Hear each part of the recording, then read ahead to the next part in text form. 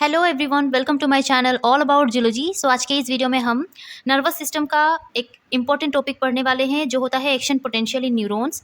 Neurons के case में किस तरीके से एक्शन पोटेंशियल जनरेट किए जाते हैं वो मैं आपको इस वीडियो में पढ़ाने वाली हूँ। इसके पहले वीडियो में मैंने न्यूरॉन्स के बारे में समझाया है, न्यूरॉन्स क्या होते हैं, देखने में किस तरीके से होते हैं, इनमें कौन सा पोर्शन प्रेजेंट होता है, कौन से पोर्शन का क्या काम होता है, सभी बातों को मैंने वहाँ पर डिटेल में पढ़ाया है। सो मेरे चैनल में अपलोडेड है, आप लोग चाहो तो उन वीडियो को देख सकते हो, फिर ये वीडियो आपको अच्छे से समझ आएगा। प्लस आपको अगर नोट्स पीडीएफ फॉर्म में चाहिए होता है तो सिंपली आप मेरे टेलीग्राम चैनल को ज्वाइन कर सकते हो, जिसका लिंक मेरे चैनल के बायो में दिया हुआ है। यहाँ पर एक्शन पोटेंशियल इन न्यूरॉन्स किस तरीके से होता है।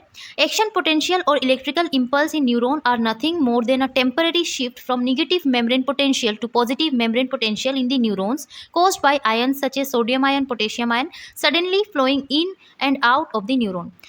आपको अगर याद हो तो उस वीडियो में मैंने पढ़ाया है कि न्यूरॉन एक सेल है और इनके पास एक कैपेबिलिटी होती है कि आउटर स्टिमुलस को, जो भी बाहर से सिग्नल आते हैं, बाहर से जो स्टिमुलस आता है उसको ये क्या करे, इलेक्ट्रिकल इंपल्स में जनरेट करे। इनके पास ये कैपेबिलिटी होती है। ये कैपेबिलिटी को ही हम बोलेंगे कि ये जो है एक्शन पोटेंशियल के थ्रू इलेक्ट्रिकल पोटेंशियल या इलेक्ट्रिकल इंपल्स को जनरेट करता है।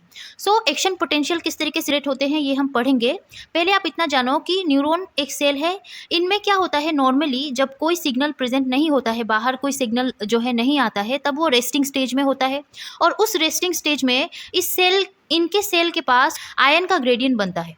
बेसिकली क्या होता है कि ये सेल के अंदर के हिस्से में जो साइटोप्लाज्म एरिया है सेल का, उस हिस्से में नेगेटिव मेम्ब्रेन पोटेंशियल होता है, मतलब नेगेटिव चार्ज बहुत सारे प्रेजेंट होते हैं, जैसे कि उनमें से पोटेशियम आयंस आप बोल सकते हो, प्लस जो एनायनिक आयंस होते हैं, जो नेगेटिव चार्ज के आयंस होते हैं, वो जो है सेल के अंदर के हिस्से में बहुत ज़्यादा प्रेजेंट होते हैं। और बाहर के हिस्से में, जो सेल का बाहर का हिस्सा है, उसमें हम बोलेंगे कि उसमें सोडियम जो पॉजिटिव चार्ज आयन है वो ज़्यादा प्रेजेंट होता है। मतलब सेल का बाहर का हिस्सा, बाहर का एनवायरनमेंट पॉजिटिव होता है, पॉजिटिव चार्ज से भरा हुआ होता है। नॉर्मल कंडीशन में पॉजिटिव मेम्ब्रेन पोटेंशियल बाहर के हिस्से में देखने को मिलते हैं सेल के, और अंदर के हिस्से में नेगेटिव मेम्ब्रेन पोटेंशियल देखने को मिलते हैं। बट यहाँ पर जैसे ही सिग्नल आया बाहर से, यहाँ पर इस मेम्ब्रेन पोटेंशियल का जो है शिफ्टिंग होता है, आयंस जो है शिफ्ट करते हैं फ्रॉम हायर टू लोअर। यहाँ पर temporary shifting of negative membrane potential to positive membrane potential, जिसको हम बोलते हैं एक्शन पोटेंशियल। जो नेगेटिव मेम्ब्रेन पोटेंशियल अंदर के हिस्से में होता है सेल का, वो पॉजिटिव में कन्वर्ट होता है। पॉजिटिव चार्ज उसमें जो है आते हैं सेल के अंदर, जिसको वो क्या करते हैं, उस नेगेटिव को वो पॉजिटिव मेम्ब्रेन पोटेंशियल में कन्वर्ट करते हैं, जिससे कि इलेक्ट्रिकल पोटेंशियल जनरेट होता है। इस तरीके से कुछ मैकेनिज्म होता है, आपको डिटेल में समझाऊंगी। इतना जान लो कि इसको हम एक्शन पोटेंशियल कहते हैं। ये बेसिकली क्या है कि टेम्पररी शिफ्टिंग है आयंस का, जो सोडियम और पोटेशियम आयंस मेनली प्रेजेंट होते हैं। Neurons are similar to other cell in which they have a cell body consisting nucleus and other organelles। जैसे कि ये एक सेल है, इनके पास न्यूक्लियस है, अदर ऑर्गेनिल्स है, डेंड्राइट्स प्रेजेंट होते हैं। इनका क्या काम होता है कि ये रिसीव करते हैं सिग्नल को फ्रॉम नेबरिंग न्यूरॉन। हम जानते हैं कि एक न्यूरॉन है, और भी न्यूरॉन इनके साथ जुड़े होंगे। एक न्यूरॉन जुड़ के जो है पूरा नर्व बनाते हैं, और वो नर्व पूरे बॉडी में प्रेजेंट होता है। आपको अगर ये बातें पता है तो अच्छी बात है, नहीं तो मैंने पूरा जो है डिटेल में पढ़ाया है इसके पहले वीडियोस में। आप लोग सभी वीडियो को अच्छे से देखिएगा। एक न्यूरॉन दूसरे न्यूरॉन के साथ जुड़ा है, दूसरा न्यूरॉन तीसरे न्यूरॉन के साथ जुड़ा है, कुछ इस तरीके से। कैसे जुड़े हुए होते हैं, एक न्यूरॉन का जो सेल बॉडी पार्ट है दूसरे न्यूरॉन के एन टर्मिनल पोर्शन के साथ जुड़ा होता है। उस एन टर्मिनल रीजन के पास जो इम्पल्स होते हैं वो ट्रांसमिट होते हैं दूसरे न्यूरॉन के सेल बॉडी के डेंड्राइट के हिस्से में, इस तरीके से। डेंड्राइट से होते हुए वो इम्पल्स इस तरीके से ट्रेवल करता है पूरे न्यूरॉन में। ये यहाँ से जो है एक्सोन हिस्से में जाएगा, एक्सोन से फिर जाके ये एक्सोन टर्मिनल के हिस्से में जाएगा, फिर साइनेप्टिक नोड्स के हिस्से में। इस तरीके से यहाँ पर डेंड्राइट्स का क्या काम होता है कि ये सिग्नल को रिसीव करता है। जो सिग्नल दूसरे न्यूरॉन के पास से आते हैं वो उसको रिसीव करके क्या करता है, अपने आप में भी वो इलेक्ट्रिकल पोटेंशियल जनरेट करता है, फिर वो इलेक्ट्रिकल पोटेंशियल को वो दूसरे न्यूरॉन में ट्रांसमिट करता है। However they have an axon which transmit signal over a distance consisting plasma membrane in which ion channels present। Axon का काम क्या है कि डेंड्राइट जो भी सिग्नल को रिसीव किया है वो उसको ट्रांसमिट करे, दूसरे एक्सोन में ट्रांसमिट करता है। ये इसका काम होता है। Also they have end terminal non axon terminal which transmit signals to other neuron and myelin sheath. जो ये सभी जो आप देख रहे हो चारों बगल जो एक्सोन के पास प्रेजेंट होता है, इसको हम माइलिन शीट बोलते हैं। माइलिन शीट क्या करता है कि इस ट्रांसमिशन को वो स्पीड अप करता है, कि एक्सोन जो ट्रांसमिट करता है जो सिग्नल को, वो क्या करता है, स्पीड अप करता है, सिग्नल ट्रांसमिशन को स्पीड अप करता है। सो इस तरीके से। अब लोकेशंस एंड आयन चैनल्स के बारे में हम पढ़ेंगे। हम जानते हैं कि बेसिकली आयंस का ही इस तरीके से शिफ्टिंग होता है, तभी एक्शन पोटेंशियल जनरेट होते हैं। सो बेसिकली ये जो आयन के लिए जो आयंस चैनल प्रेजेंट होते हैं, ये कहाँ पर होते हैं, इनका लोकेशन क्या है और कितने टाइप के चैनल्स प्रेजेंट होते हैं। सो देखिए, मैंने आपको समझाया है न्यूरॉन्स के केस में सेल बॉडी का हिस्सा है, एक्सोन हिलोक का हिस्सा है, डेंड्राइट, साइनेप्सिस को हालांकि मैंने डिटेल में नहीं समझाई है, इस वीडियो में मैं समझाऊंगी। यहाँ पर मैंने डायग्राम भी बनाया है। सो यहाँ पर सेल बॉडी के हिस्से में, जिसको हम सोमा या पेरिकेरियन बोलते हैं, इस हिस्से में आयन चैनल्स प्रेजेंट होते हैं। वही एक्सोन हिलोक के हिस्से में भी आयन चैनल्स प्रेजेंट होते हैं, डेंड्राइट के हिस्से में भी आयन चैनल्स। इस तरीके से आयन चैनल्स पूरे जो है न्यूरॉन्स में प्रेजेंट होंगे, तभी जो है आयंस एक दूसरे को ट्रिगर करके सभी चैनल्स को ओपन करेंगे, आयंस जो है अंदर आएगा, इस तरीके से कुछ आयंस बाहर जाएंगे, इस तरीके से आयंस का शिफ्टिंग होता है और एक्शन पोटेंशियल जनरेट होकर ट्रांसमिट होता है। सो इस तरीके से। अब आप साइनेप्सिस के बारे में पढ़ो। साइनेप्सिस क्या है? देखिए, जैसे कि मैंने आपको कहा कि एक न्यूरॉन दूसरे न्यूरॉन के साथ जुड़ा हुआ है, एक न्यूरॉन का एन टर्मिनल दूसरे न्यूरॉन के सेल बॉडी के डेंड्राइट्स के पास इस तरीके से जुड़ा हुआ होता है। सो जो ये हिस्सा है जहाँ पर ये दोनों जुड़े हुए होते हैं, उस हिस्से को साइनेप्स कहा जाता है। अब आप इस हिस्से को थोड़ा जूम करके देखो, यहाँ पर ये देखिए, ये जो है एक एक्सोन का एक्सोन टर्मिनल रीजन है, ये हिस्सा है, ठीक है। और ये जो देख रहे हो आप, ये दूसरे न्यूरॉन का डेंड्राइट पोर्शन है। देखिए, ये डेंड्राइट पोर्शन, एक न्यूरॉन का एक्सोन टर्मिनल और दूसरे न्यूरॉन का डेंड्राइट पोर्शन, इस तरीके से। अब यहाँ पर क्या होता है कि जो इनका प्लाज्मा मेम्ब्रेन होता है, उनमें कुछ चैनल्स प्रेजेंट होते हैं। जैसे कि ये पिंक पिंक जो आप देख रहे हो, ये है वोल्टेज गेटेड आयन चैनल्स। दूसरा जो है इस तरीके से, ये ऑरेंज वाला जो आप देख रहे हो, न्यूरोट्रांसमीटर ट्रांसपोर्टर है। अब न्यूरोट्रांसमीटर क्या है? यहाँ पर बेसिकली क्या है कि जो इलेक्ट्रिकल सिग्नल यहाँ से ट्रांसमिट होते हैं। सो इस पॉइंट में, इस एंड पोर्शन में, न्यूरॉन का एंड पोर्शन क्या होता है कि ऐसा केमिकल मैसेंजर बनाया जाता है जिसको हम न्यूरोट्रांसमीटर बोलते हैं। बेसिकली ये जो है एक लाइगेंड की तरह एक्ट करता है कि ये जाके क्या होगा कि दूसरे न्यूरॉन का जो डेंड्राइट पोर्शन है, उसके पास इसके लिए जो है रिसेप्टर प्रेजेंट होते हैं, वो उनमें जाके बाइंड करके उसको एक्साइट करता है। सो आप अच्छे से स्टार्टिंग से अगर समझेंगे तो सबसे पहले क्या होगा कि ये जो न्यूरॉन का एंड टर्मिनल पोर्शन है, जहाँ पर न्यूरोट्रांसमीटर बनाया जाता है। फिर से मैं समझाती हूँ, न्यूरोट्रांसमीटर क्या है। जो इलेक्ट्रिकल सिग्नल यहाँ से आया था, वो केमिकल सिग्नल में कन्वर्ट होता है, केमिकल मैसेंजर होता है ये न्यूरोट्रांसमीटर, जो लाइगेंड की तरह एक्ट करता है। बहुत सारे न्यूरोट्रांसमीटर प्रेजेंट होते हैं। सबसे पहले डिस्कवर किया गया था एक न्यूरोट्रांसमीटर जिसका नाम है एसिटाइल कोलिन, और भी बहुत सारे हैं जैसे कि ग्लूटामेट है, गाबा है। सो बहुत सारे इस तरीके से न्यूरोट्रांसमीटर आपको यहाँ पर देखने को मिलेगा। सो ये न्यूरोट्रांसमीटर कुछ नहीं है, केमिकल मैसेंजर है, जो क्या होगा कि एक न्यूरॉन के एंड पोर्शन से दूसरे न्यूरॉन के डेंड्राइट में ट्रांसफर होता है, और ये एज अ लाइगेंड एक्ट करते हैं, दूसरे न्यूरॉन के डेंड्राइट पोर्शन में प्रेजेंट रिसेप्टर के साथ जाके बाइंड करके उसको एक्साइट करते हैं। तभी जो है आगे जाके ये इस रिसेप्टर के साथ बाइंड होता है न्यूरोट्रांसमीटर, देन जो है इलेक्ट्रिकल इम्पल्स जनरेट होते हैं, आयंस का जो है शिफ्टिंग होता है। सो कुछ इस तरीके से यहाँ पर प्रेजेंट होता है।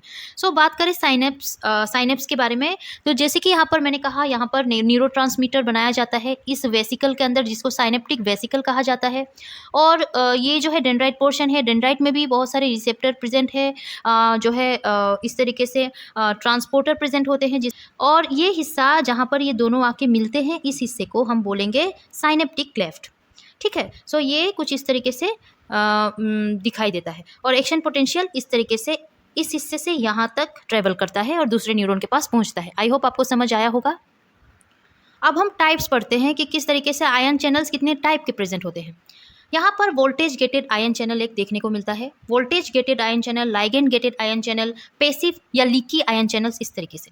पहले देखते हैं voltage gated ion channel. Voltage gated नाम से ही पता चल रहा है, ये वोल्टेज के ऊपर डिपेंड करता है। ये चैनल ओपन और क्लोज होते हैं in response to change in the membrane potential. Membrane potential का चेंज होना ये तय करेगा कि उस चैनल को ओपन होना है या क्लोज होना है। Playing a vital role in action potential propagation along the axon. Ligand gated, ligand से बाइंड होता है। अभी मैंने आपको बताया था साइनेप्स रीजन में जो है किस तरीके से एज अ लाइगेंड न्यूरोट्रांसमीटर आता है और दूसरे न्यूरॉन के डेंड्राइट पोर्शन में प्रेजेंट रिसेप्टर के साथ बाइंड करता है और देन उसको एक्साइट करता है। सो ये डिपेंड करता है लाइगेंड के आने से रिसेप्टर के साथ बाइंड करेगा, देन ये डिपेंड करेगा कि आयन चैनल को ओपन करना है या नहीं करना है। These channel open when neurotransmitter binds to them, changing the permeability of post-synaptic membrane to specific ion. Post-synaptic membrane ये जो है दूसरे न्यूरॉन के बारे में कहा गया है जो उसके साथ प्रेजेंट होता है। तीसरा है पैसिव या लीकी आयन चैनल।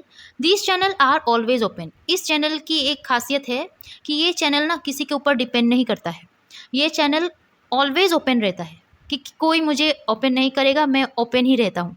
ये लीकी चैनल इसको इसीलिए कहा जाता है क्योंकि ये आयंस को जो है लीक करवाता रहता है। इसके थ्रू आयंस अंदर आते हैं, इसके थ्रू आयंस बाहर जाते हैं।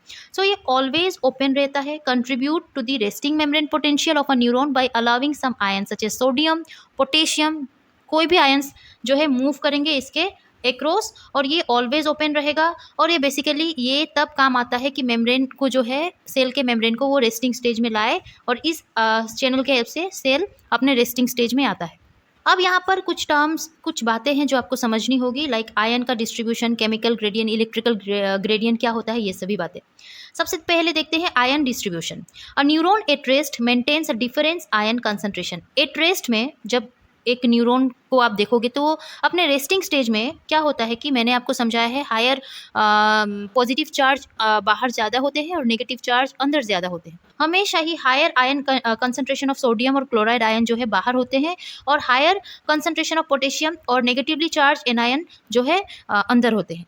केमिकल ग्रेडियंट क्या होता है? Unequal distribution of ion creates a chemical gradient where ions want to move from an area of high concentration to an area of low concentration to achieve balance. अब इस तरीके का एनवायरनमेंट की जहाँ पर सेल के बाहर बहुत ज़्यादा पॉजिटिव है और सेल के अंदर बहुत ज़्यादा नेगेटिव है, जिससे कि क्या होता है केमिकल ग्रेडियंट बनता है और हमेशा ही इस केमिकल ग्रेडियंट के जो है हिसाब से सेल में present ions higher to lower move करना चाहते हैं कि अगर बाहर बहुत ज़्यादा पॉजिटिव है तो वो अंदर आना चाहेगा, अंदर बहुत ज़्यादा नेगेटिव है तो बाहर जाना चाहेगा। तो इस तरीके से इलेक्ट्रिकल ग्रेडियंट क्या है? Because there are more positive charge outside the cell than inside, an electrical gradient also creates with the outside being more positive and the inside more negative. Same बातें कही गई है बार बार कि आप समझो कि इलेक्ट्रिकल ग्रेडियंट भी इस तरीके से क्रिएट होता है। और बेसिकली इस रेगुलर स्टेट में कि रेस्टिंग स्टेज में न्यूरॉन कुछ इस तरीके से रहता है, उस स्टेज को हम रेस्टिंग स्टेज बोलते हैं, resting potential of the membrane बोलते हैं कि here this type of concentration gradient most of the time where there are more positive charge ions outside and than inside, this regular state of a negatively concentration gradient is called resting potential.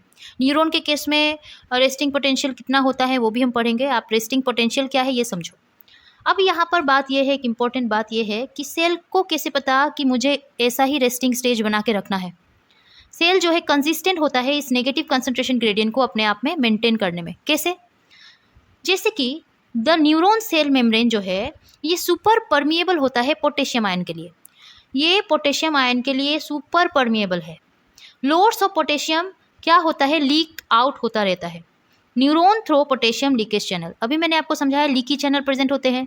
So lots of potassium ion जो है ये leak होते रहते हैं। ये क्या होते रहते हैं? लीक होते रहते हैं, सेल के बाहर जाते रहते हैं। तभी तो पॉजिटिव आयन सब बाहर जाएंगे सेल के, तभी तो अंदर जो है नेगेटिव चार्ज बना रहेगा। सो इस तरीके से दूसरा ये कारण हो सकता है कि न्यूरॉन सेल मेम्ब्रेन जो है ये पार्शियली परमिएबल होता है सोडियम आयन के लिए। Sodium ion slowly leak out होते हैं न्यूरॉन के पास से through sodium leakage channel. So sodium leakage channel से भी सोडियम जो है स्लोली लीक आउट होते हैं। जितने पोटेशियम होते हैं उतना नहीं हो पाता है, बट जो है कम होता है, स्लोली वो लीक आउट होते हैं। बट ये न्यूरॉन का सेल मेम्ब्रेन सुपर परमिएबल होता है पोटेशियम के लिए, पोटेशियम को बहुत बाहर करता है ये, सोडियम को ये धीरे धीरे बाहर करेगा। सो इस तरीके से तीसरा मेन कारण है कि ये जो है cell want to maintain a negative resting membrane potential. किस वजह से ये हो पाता है? इनके पास एक पंप प्रेजेंट है, इस पंप का नाम है sodium potassium pump. Basically active transport protein है, ये कॉन्स्टेंटली मेंटेन करके रखता है नेगेटिव कंसंट्रेशन ग्रेडियंट को। किस तरीके से? ये जो है एटीपी को यूज़ करता है एज एनर्जी सोर्स, इसको एनर्जी चाहिए होती है, ये एटीपी का यूज़ करता है, पंप करवाता है सोडियम को out of the cell and potassium को इनटू द सेल। इनका काम है कि ये एटीपी का यूज़ करे, एनर्जी फॉर्म करे, एनर्जी के हेल्प से पंप करवाए, सोडियम को बाहर निकाले, पोटेशियम को अंदर लाए। सो ये सभी कारण की वजह से अब सेल जो है ये पूरे मेंटेन करके रखता है अपने वो कंसंट्रेशन ग्रेडियंट को कि अंदर नेगेटिव चार्ज बहुत रहे और बाहर पॉजिटिव चार्ज बहुत रहे। मेम्ब्रेन पोटेंशियल स्टेट्स, न्यूरॉन के केस में मेम्ब्रेन पोटेंशियल स्टेट्स क्या है, आप ये अच्छे से ध्यान से समझिएगा। यहाँ पर बेसिकली क्या है कि सभी सेल का अपना अपना एक resting potential, threshold potential, depolarization stage, repolarization stage, ये सभी होती है। न्यूरॉन के केस में रेस्टिंग पोटेंशियल अपना जो है इनका होता है -70 मिली वोल्ट। -70 मिली वोल्ट इनका रेस्टिंग पोटेंशियल है और इस स्टेज में जो है सिग्नल ट्रिगर नहीं किया जाता, ये रेस्टिंग फेज में है, रेस्ट कर रहा है। अभी सिग्नल को एक्शन पोटेंशियल में जनरेट नहीं किया गया है, ये जो है अभी रेस्ट कर रहा है। और रेस्टिंग स्टेज का जो इनका मेम्ब्रेन पोटेंशियल होता है ये होता है -70 MV मिली वोल्ट। दूसरा है थ्रेशोल्ड पोटेंशियल। सेल का थ्रेशोल्ड पोटेंशियल कौन सा पोटेंशियल होता है, ये ऐसा पॉइंट होता है या आप बोलो कि ऐसे टाइम होते हैं, ऐसा मेम्ब्रेन पोटेंशियल होता है कि जब सेल को ट्रिगर किया जाता है कि वो एक्शन पोटेंशियल को जनरेट करे। अब ये टाइम है कि अब तुम जो है एक्शन पोटेंशियल को जनरेट करो, अपने चैनल्स को ओपन करो, चैनल्स का जो चैनल्स में प्रेजेंट आयंस जो है उसको वो जो है शिफ्ट करो, उस हिसाब से एक्शन पोटेंशियल को जनरेट करो। सो ये वो टाइम को कहा गया है जब वो सेल जो है ट्रिगर होता है, अब वो स्टार्ट करता है एक्शन पोटेंशियल को जनरेट करेगा। अब ये कितना होता है, ये होता है -55 मिली वोल्ट न्यूरॉन के केस में, याद रखिएगा। Once this threshold is reached, voltage gated ion channel open हो जाते हैं जैसे ही थ्रेशोल्ड पोटेंशियल होता है। रैपिड इन्फ्लक्स होता है सोडियम आयन का और फायरिंग करता है एक्शन पोटेंशियल इन ऑल और नॉन फैशन। ठीक है, रीपोलराइजेशन डीपोलराइजेशन क्या है, हालांकि मैंने यहाँ पर रीपोलराइजेशन के बारे में लिखा है, डीपोलराइजेशन पहले आप समझो। डीपोलराइजेशन का मतलब है कि सोडियम चैनल जो है ये ओपन हो गए हैं, उस समय में सोडियम चैनल ओपन हो गए हैं, सोडियम अंदर आने लगता है। हम जानते हैं सोडियम जो है पॉजिटिव चार्ज्ड आयन है। अब सेल के अंदर हिस्से में नेगेटिव चार्ज बना है, हमको बनाना है उसको पॉजिटिव, क्योंकि वो एक्शन पोटेंशियल जनरेट करे। सो नेगेटिव चार्ज को पॉजिटिव चार्ज में जो है कन्वर्ट करना, पॉजिटिव रेस्टिंग पोटेंशियल लाना, उस काम को कहा जाता है कि सेल जो है डीपोलराइज है। पोलराइज स्टेज में सेल के अंदर नेगेटिव चार्ज बहुत थे, बाहर पॉजिटिव चार्ज बहुत थे। बट अभी हम सेल को क्या कर रहे हैं, सोडियम चैनल को ओपन करवा के सोडियम के इनफ्लो के ज़रिए जो है सेल को क्या कर रहे हैं, डीपोलराइज कर रहे हैं कि नेगेटिव से वो पॉजिटिव में जाने लगता है, जिससे कि सेल जो है डीपोलराइज होता है। आप इतना याद रखिएगा, जब सेल पॉजिटिव की तरफ जाने लगे, सेल के मेम्ब्रेन पोटेंशियल बहुत पॉजिटिव होने लगता है, तब वो स्टेज को हम डीपोलराइजेशन स्टेज कहते हैं, जब एक्शन पोटेंशियल ट्रिगर करता है। रीपोलराइजेशन मतलब कि वो अब रीपोलराइज होगा, अपने रेस्टिंग स्टेज में आएगा कि नॉर्मली वो नेगेटिव रखता है अपने मेम्ब्रेन को, नेगेटिव मेम्ब्रेन पोटेंशियल होती है उनकी, तो वो स्टेज में आएगा, रिटर्न वो आएगा उस स्टेज में जिसको हम रीपोलराइजेशन कहते हैं, जिसमें क्या होता है कि पॉजिटिव आयन सारे बाहर जाने लगते हैं, फिर से सेल का मेम्ब्रेन पोटेंशियल नेगेटिव होने लगता है। सो डीपोलराइजेशन स्टेज ये होगा डीपोलराइजेशन स्टेज ये होगा -55, उस समय सेल डीपोलराइज होगा। रीपोलराइजेशन स्टेज जो है +30 या +35 होता है। याद रखिएगा, सभी पॉइंट बहुत इंपॉर्टेंट है। +30 या +35 MV में सेल जो है न्यूरॉन का वो रीपोलराइज होता है, जिसमें क्या होता है कि सोडियम चैनल बंद हो जाते हैं, यहाँ पर मैंने लिखा होगा। Voltage gated sodium channel inactivate हो जाते हैं और voltage gated potassium channel open होते हैं, क्योंकि सेल के अंदर बहुत पॉजिटिव आ चुका है, सोडियम भी आ गया है, पोटेशियम तो पहले से था, तो पोटेशियम चैनल को बाहर निकालना होगा। हम जानते हैं सोडियम चैनल भी धीरे धीरे बाहर जाता है लीकी चैनल के थ्रू, बट पोटेशियम चैनल को ज़्यादा ही बाहर निकालना है, तभी एक बैलेंस बनेगा, सेल अपने रेस्टिंग स्टेज में आएगा। सो पोटेशियम चैनल ओपन हो जाते हैं, जिससे कि पोटेशियम का फ्लो होता है आउटसाइड। ठीक है, सो इस तरीके से अब यहाँ पर एक समरी दिया है कि हम लोगों ने पढ़ा है -70 MV रेस्टिंग स्टेज है, ये मैं अभी नहीं समझा रही हूँ, मैं आपको समझाऊंगी। यहाँ पर ये जो है रेस्टिंग स्टेज है, रेस्टिंग पोटेंशियल है मेम्ब्रेन का। इस टाइम में अभी सेल एक्साइट नहीं हुआ है, कोई सिग्नल इसको जो है ट्रिगर नहीं करता है। -55 में आते ही सेल डीपोलराइज होता है। डीपोलराइज मतलब चैनल्स खुल जाएंगे सोडियम वाला और सोडियम अंदर आने लगेंगे, जिसके हेल्प से डीपोलराइज होने लगेगा, एक्शन पोटेंशियल को जनरेट किया जाएगा। 0 में आते आते वो तो पूरा जो है ट्रिगर शूट लेता है, मैं दिखाऊंगी आपको ग्राफ में, वो शूट लेता है, पॉजिटिव चार्ज बहुत आने लगते हैं। सो इस तरीके से अब जैसे ही सेल -55 से पॉजिटिव पॉजिटिव पॉजिटिव की तरफ जाने लगेगा +30 तक या +35 तक, सेल जो है वहाँ पर डीपोलराइज होने लगता है। डीपोलराइज का मतलब है कि डीपोलराइजेशन फेज खत्म होता है, सोडियम चैनल्स बंद हो जाते हैं, सोडियम का इनफ्लो अब नहीं होता है, पोटेशियम चैनल ओपन हो जाते हैं और पोटेशियम को बाहर निकाला जाता है, जिससे कि प्लस से फिर से नेगेटिव में आ सके। वो प्लस MV जो मेम्ब्रेन पोटेंशियल है उससे फिर से नेगेटिव मेम्ब्रेन पोटेंशियल में वो आ सके। सो इस तरीके से अब ये क्या है, -90 MV क्या होता है? बेसिकली यहाँ पर सेल हाइपर पोलराइज के समय में -90 MV को रखता है। -90 MV सेल का वो मेम्ब्रेन पोटेंशियल है जब सेल जो है हाइपर पोलराइज होता है। हाइपर पोलराइजेशन का मतलब कि जब +30 to 35 तक जाते ही रेस्टिंग पोटेंशियल की तरफ आते आते रिपोलराइजेशन फेज स्टार्ट होता है।